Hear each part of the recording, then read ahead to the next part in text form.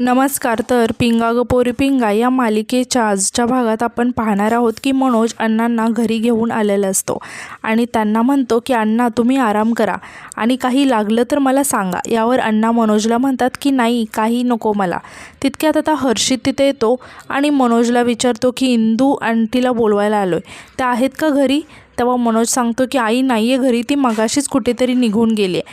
तेव्हा यावर हर्षित म्हणतो की ठीक आहे मी जातो, नाहीतर तेजा रागवेल, आणि तो घाईतच तिथून निघून जातो. तेव्हा आता मनोजसुद्धा अण्णांना मी हर्षित आणि तेजाताईंच्या घरी आहे, तुम्ही आराम करा आणि काही लागलं तर मला फोन करा असं म्हणून जायला लागतो. तेव्हा अण्णा आता मनोजला थांबवतात आणि म्हणतात की मनोज मला तुझ्याशी खूप महत्त्वाचं बोलायचं आहे. यावर मनोज म्हणतो की हो बोला ना अण्णा, काय महत्त्वाचं बोलायचं आहे. तर दुसरीकडे सुगड पूजनाची तयारी चालू असते. तर इकडे मनोज अण्णाला विचारतो की बोला ना काय महत्त्वाचं बोलायचं आहे. यावर अण्णा आता दरवाजा लावून घेतात आणि मनोजला म्हणतात की मी आज वल्लरीला भेटलो, वरवर तिचं वागणं ठीक वाटलं मला, तिने मला चहासुद्धा विचारला, पण का कुणास ठाऊक पण काहीतरी वेगळं आहे असं वाटत होतं मला. मला माहिती आहे की तुम्ही शहरात राहिलेली शिकलेली मुलं आहात, तुमचा या सगळ्यावर कदाचित विश्वास बसणार नाही. आणि म्हणतात की पण मी जे सांगतोय ते लक्ष देऊन ऐक, ही संक्रांत वल्लरीवर खूप मोठं संकट घेऊन आली आहे. तेव्हा हे ऐकून मनोज खूप शॉक होतो आणि तो अण्णांना म्हणतो की म्हणजे वल्लरी तुमच्याशी नीट बोलली नाही का. नाही म्हणजे वल्लरी आता कुठल्याच टेन्शनमध्ये किंवा स्ट्रेसमध्ये नाही आहे, म्हणजे आम्हाला मूल होऊ शकत नव्हतं म्हणून मी आणि आम्ही दोघांनाही आता व्यवस्थित ट्रीटमेंट घेतली आहे आणि आम्ही आता आई बाबा पण होऊ शकतो, त्यामुळे वल्लरी खूप आनंदात आहे. म्हणजे मध्ये मंजुषाची केस झाली त्यामुळे जरा टेन्शनमध्ये होती, पण केस जिंकली म्हणून ती आनंदात आहे, स्ट्रेसमध्ये किंवा टेन्शनमध्ये नाही आहे. तरीसुद्धा तुम्हाला असं का वाटलं. यावर अण्णा काहीच उत्तर देत नाहीत. तेव्हा मनोज त्यांना विचारतो की अण्णा कसलं संकट येणार आहे.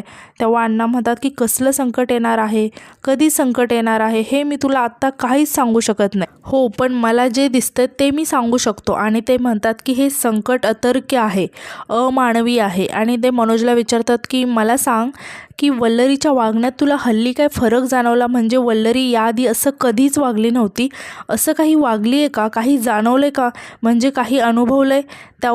यावर मनोज आता लगेचच वल्लरीला रात्रीचं विचित्र वागणं त्याला आठवायला लागतं आणि त्याला हेही आठवतं की ती बांगडीच्या काचा फोडून त्याच्यासोबत खेळत होती. आता हे आठवून मनोज खूप टेन्शनमध्ये येतो. तर दुसरीकडे सुगड पूजनाचा कार्यक्रम चालू असतो. तर इकडे अण्णा आता मनोजला म्हणतात की हे संकट साधंसुद्धा नाही आहे, मोठं आहे. मात्र मनोज या काळात वल्लरीची साथ तुलाच द्यावी लागेल, या काळात तिचा हात घट्ट धरून ठेव. आणि ते म्हणतात की तिच्यासोबत काय घडले काय घडणार आहे हे मी तुला आत्ताच नाही सांगू शकत, पण इतकं मात्र नक्की सांगेल की हे संकट साधंसुद्धा नाही आहे, मनुष्याच्या हातातलं काम नाही आहे. हे ऐकून मनोज खूप टेन्शनमध्ये येतो.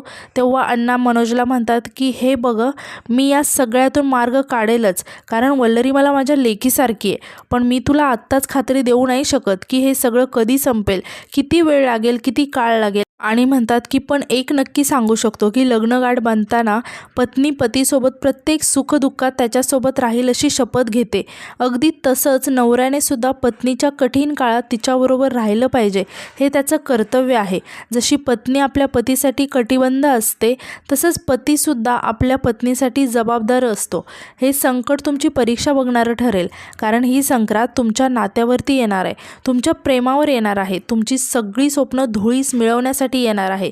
पण तू घाबरू नकोस मनोज, मला आत्ता याच्यातून काही मार्ग सापडत नाही आहे, पण मी नक्की मार्ग शोधीन. पण तू मात्र वल्लरीची साथ नको सोडूस, कारण काळ कठीण आहे, संकट घोंगावतंय, संकट जवळ आलंय. तर दुसरीकडे तेजा आता सर्व बायकांना हळदी कुंकू लावत असते आणि ती सर्वांना आता वाणही देते. सगळेजण खूपच खुश असतात. आता वल्लरीसुद्धा खूप खुश असते, पण अचानक तिच्या कानावर त्या मुलीचा आवाज पडायला लागतो आणि वल्लरी अचानक दचकते. तर ती मुलगी वल्लरीला आवाज देत असते. आता त्या मुलीचा आवाज ऐकताच वल्लरी खूप अस्वस्थ होते आणि इकडे तिकडे बघायला लागते. तर तिला ती मुलगी दरवाजाबाहेर दिसते आणि ती खूप रडत असते आणि वल्लरीला म्हणत असते की आई शोध ना मला. हे बघून वल्लरी खूप अस्वस्थ होते. आता ती मुलगी लगातार रडत असते आणि वल्लरीला म्हणत असते की आई शोध ना मला. हे बघून वल्लरीला चक्कर येते आणि ती तिथेच बेशुद्ध पडते. तेव्हा वल्लरीला असं बेशुद्ध पडलेलं बघून सगळे खूप घाबरून जातात आणि वल्लरीला उठवायला लागतात. तर आता यानंतर थोड्या वेळाने आपण पाहतो की वल्लरी अजूनही बेशुद्ध असते आणि प्रेरणा आणि तेजा तिच्या बाजूला बसलेले असतात. तर इंदुताईसुद्धा तिथेच उभ्या असतात. आता तेजा प्रेरणाला म्हणते की प्रेरणा, डॉक्टरांनी इंजेक्शन देऊन खूप वेळ झाला आहे गं, तरीसुद्धा अजून वल्लरी शुद्धीवर नाही आली आहे. मला तर खूप टेन्शन आलं आहे. आता प्रेरणा स्वामींना हात जोडत म्हणते की स्वामी, आमच्या वल्लरीला लवकरात लवकर बरं करा. आणि ती तेजाला म्हणते की हे सगळं काय होऊन बसले गं अचानक, म्हणजे अशी कशी बेशुद्ध पडली वल्लरी? तिला आधी काही त्रास होत होता का? म्हणजे तुझ्याशी काही बोलली का ती? यावर आता तेजा म्हणते की मला तर काहीच सांगितलं नाही आहे. आणि म्हणते की हे बघ, डॉक्टरांनी इंजेक्शन दिलं तेव्हा सांगितलं होतं की 2-2.5 तासात येईल शुद्धीवर, पण 4 तास होत आले गं, ती शुद्धीवरच येत नाही आहे. सगळं ठीक होईल ना गं प्रेरणा? काही झालं तर नसेल ना तिला? असं म्हणून तेजा खूप टेन्शनमध्ये येते. आता हे सगळं ऐकून इंदुताई म्हणतात की काही नाही, हे बेशुद्ध पडण्याचं ना सगळं नाटक आहे. घरातली कामं करायला नको ना, नुसतं खटला करत बाहेर फिरायचं. आणि आता तर काय, सासू आली आहे ना घरात काम करायला, म्हणून हिला असं बेशुद्ध पडण्याचं नाटक करायला सुचलं असेल. आणि परत तिला सांगायला बरं की माझ्या अंगात कशी ताकद नाही आहे, माझी तर कशी तब्येतच बरी नाही आहे. ही सगळी नाटकं करून ना पाळणा पुढे ढकलायचा विचार आहे तिचा. बघा, मी सांगते तुम्हाला. आता हे ऐकून तेजाला खूप राग येतो आणि ती रागातच इंदुताईंना म्हणते की काय बोलताय तुम्ही, डोक्यावर पडलाय का? ती बेशुद्ध पडले, झोपेचं सोंग घेऊन पडलेली नाही आहे. जरा सिच्युएशनचा पण विचार करा ना. तुमचं आपलं एकच आहे, पाळणा हलवा, होईल मूल, पण आधी तिला बरं तर होऊ दे. पण कुठे काय बोलायचं हे कळतच नाही आहे. तेव्हा हे ऐकून इंदुताईंना खूप राग येतो आणि त्या रागातच त्याच्यावरती ओरडत म्हणतात की काय गं, कोण आहेस तू, आणि तू कोण आली मला सांगणारी? तेव्हा तेजा उठते आणि रागाने इंदुताईजवळ जाते आणि म्हणते की मी कोण आहे, म्हणजे मी तेजा आहे, तेजा. गावाला जाऊन बुद्धी मंद झाली वाटतं. यावर इंदुताई रागाने तेजाला म्हणतात की तेजा बिजा मी नाही ओळखत तुला, आणि माझ्या घरात येऊन मला शहाणपणा शिकवते का गं तू? आणि हा जो काही तुझा तोरा आहे ना, तो तुझ्याकडे ठेवायचा. माझ्या घरात मी काय बोलायचं काय नाही बोलायचं हे सांगायचा अधिकार मी तुला दिलेला नाही आहे.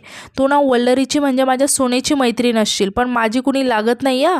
यावर तेजा त्यांना म्हणते की जरा शांत बसा आणि तुमची बडबड ना जरा बंद करा. वल्लरीच्या काळजीने आधीच माझ्या जीवाला घोर लागलाय. तेव्हा आता या दोघींच्या गोंधळाने प्रेरणा वैतागतच तेजाला म्हणते की तेजा, अगं तुम्ही जरा शांत बसाल का? इथे वल्लरीची तब्येत बरी नाही आणि तुमच्या दोघींचं काय चालू आहे, आणि तू काय भांडत बसलीस गं तेजा, तू जरा शांत हो ना.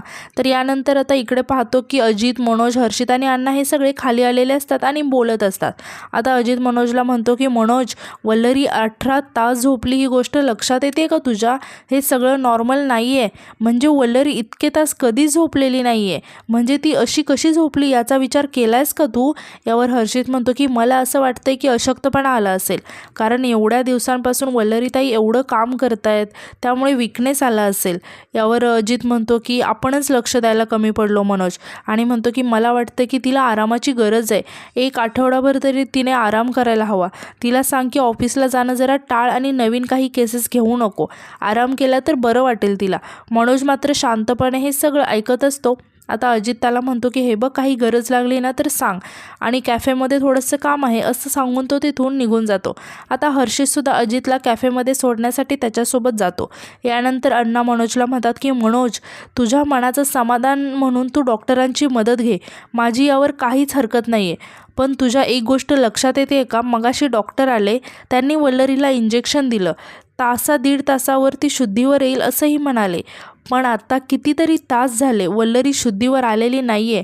त्यामुळे मला असं वाटतं की आता आपल्याकडे वेळ फार कमी आहे, त्यामुळे मी सांगतोय तसं कर, म्हणजे अर्थात तुझा विश्वास असेल तर.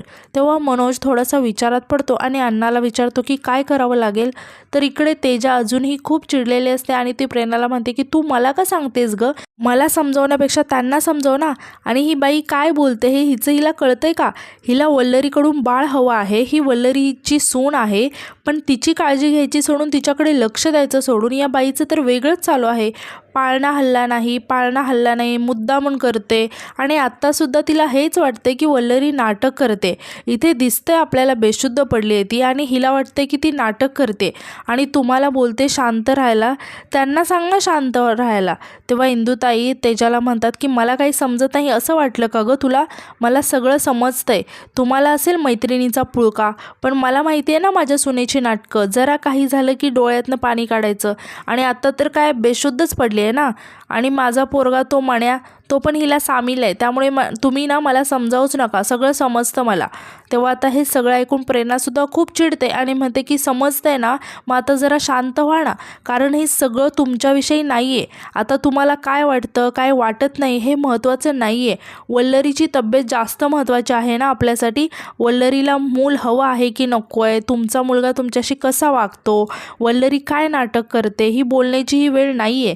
तुम्हाला कळतंय का की डॉक्टर येऊन खूप वेळ उलटून गेले, तरीही वल्लरी अजून शुद्धीवर आलेली नाही आहे. खूप सिरियस आहे हे सगळं, प्लीज शांत बसा. तर इकडे मनोज आणि अण्णा आता घराच्या दरवाजापाशी येतात. आता अण्णा त्यांच्या जवळच्या पिशवीतून एक नारळ काढतात आणि मनोजला म्हणतात की मनोज, मगाशी वल्लरीला जेव्हा चक्कर आली होती तेव्हा सगळेजण तिला तुम्ही शुद्धीवर आणण्याचा प्रयत्न करत होता. मी मात्र देवीच्या दर्शनाला गेलो होतो. आणि ते मनोजला नारळ दाखवत म्हणतात की हा नारळ बघितलास, तिथूनच आणलाय. आणि ते त्या नारळाला धागा गुंडाळायला लागतात. जसं जसं अण्णा मंत्र म्हणत त्या नारळाला धागा गुंडाळत असतात तसं तसं वल्लरीला इकडे हळूहळू शुद्ध यायला लागते. तर इकडे इंदुताई आता प्रेरणावरती सुद्धा ओरडायला लागतात आणि तिला म्हणतात की ही तेजा काही कमी होती का, म्हणून आता तू आलीस मला शहाणपणा शिकवायला. तेव्हा यावर तेजा म्हणते की तुम्हाला शहाणपणा शिकवण्याची गरज आहे, कुणीतरी शिकवायलाच पाहिजे. कारण जी बाई स्वतःच्या सुनेबद्दल असं बोलते, स्वतःची सून बेशुद्ध पडले तरी ती नाटक करते असं बोलते, तिला गरज आहे शहाणपणा शिकवण्याची. यावर इंदुताई जोरात त्याच्यावरती ओरडत म्हणतात की ए चोंबडे, गप्प बसा, थोबाड बंद कर आणि चालती हो माझ्या घरातून. यावर तेजा हसत म्हणते की तुमचं घर कसं हो, कसं तुमचं घर. तर इकडे अण्णा आता तो धागा गुंडाळलेला नारळ दरवाजाला टांगतात. तर इकडे वल्लरीला घाम फुटायला लागतो. तर तेजा इंदुताईंना म्हणत असते की तुमचं घर तिकडे गावाला आणि त्या घरात तर मी पाऊलही ठेवणार नाही. हे घर माझ्या मैत्रिणीचं आहे, आठवतंय ना तुम्हाला, तिने विकत घेतले ते वल्लरीचं घर आहे हे, त्यामुळे मी या घरातून जाणार नाही. आणि तुम्हीसुद्धा या घराला स्वतःचं घर समजायचे नाही आहे, त्यामुळे तुमचं थोबाड बंद ठेवा. तुम्ही तिच्या सासू आहात ना, म्हणून तुम्ही वाटेल ते बोलाल का, पण मी नाही सहन करून घेणारा. आता तितक्यात वल्लरीला अजून ती मुलगी दिसायला लागते आणि ती पटकन शुद्धीवर येते आणि डोळे मोठे करून बघायला लागते आणि तिला मुलगी ती परत दिसायला लागते. तेव्हा वल्लरी अजून एकदा बेशुद्ध पडते. आणि आजचा एपिसोड इथेच संपतो. तर उद्याच्या एपिसोडमध्ये आपण असं पाहणार आहोत की वल्लरी शुद्धीवर आलेली असते आणि ती प्रेरणा आणि तेजाला विचारायला लागते की तेजाताई, प्रेरणाताई, ती मुलगी कुठे आहे, ती मुलगी मला आई अशी हाक मारत होती. तर हे ऐकून तेजा आणि प्रेरणा खूप आश्चर्याने वल्लरीकडे बघायला लागतात. तर यानंतर ती मुलगी आता घरात यायला लागते. मात्र घरात पाऊल टाकत असतानाच अण्णांनी तो जो नारळ लटकवलेला असल्यामुळे त्या मुलीला आतमध्ये येता येत नाही. त्या नारळामुळे ती वाईट शक्ती आतमध्ये प्रवेश करू शकत नाही आणि ती मुलगी आता तिथेच थांबते आणि खूप रडायला लागते आणि वल्लरीला म्हणायला लागते की आई. आता वल्लरी झोपलेली असते आणि तिच्या कानावरती त्या मुलीचा आवाज जायला लागतो. ती आता दचकून जागी होते आणि त्या आवाजाच्या दिशेने त्या मुलीला शोधत खाली येते. आता ती मुलगी तिथे झोपाळ्यावरती रडत बसलेली असते. तेव्हा वल्लरी तिच्या जवळ येते. तेव्हा ती मुलगी पटकन येऊन वल्लरीला मिठी मारते आणि आई असं म्हणून रडायला लागते. आणि आजचा एपिसोड इथेच संपतो. तर आजचा एपिसोड तुम्हाला कसा वाटला कमेंटमध्ये नक्की सांगा आणि उद्याच्या नवीन एपिसोडसाठी आपल्या चॅनलला सबस्क्राईब करायला विसरू नका. धन्यवाद.